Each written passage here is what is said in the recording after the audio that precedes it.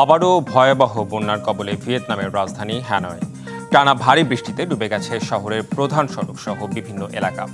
বন্ধ রাখা হয়েছে স্কুল, কলেজ, বাড়িঘরে পানি ঢুকে বিপর্যস্ত জনজীবন। অন্যদিকে দুর্যোগের পর স্বাভাবিক হতে শুরু করেছে ভারতের Darjeeling.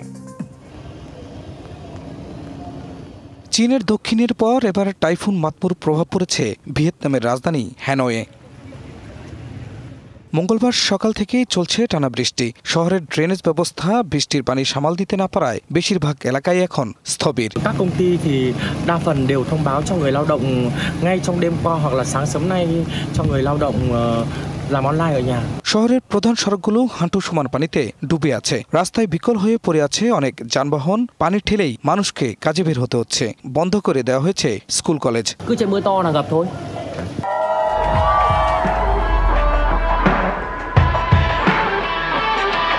Như hôm nay là trận mưa là to nhất đấy, ngập nhất đấy.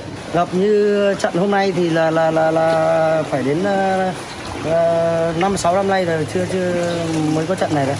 ভিয়েতনামের আবহাওয়া অধিদপ্তর জানিয়েছে আগামী কয়েকদিন বৃষ্টি ও বজ্রঝড় অব্যাহত থাকতে পারে। বছরের শেষ নাগাদ আরও 3টি ঝড় আঘাত হানার আশঙ্কার কথাও জানিয়েছে আবহাওয়া অফিস।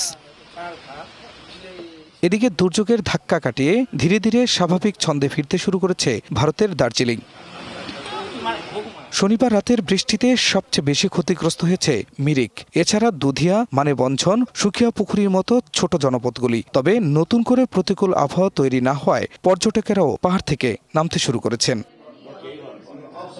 খান মোহাম্মদ মুকুল, ডিবিসি নিউজ ডেস্ক।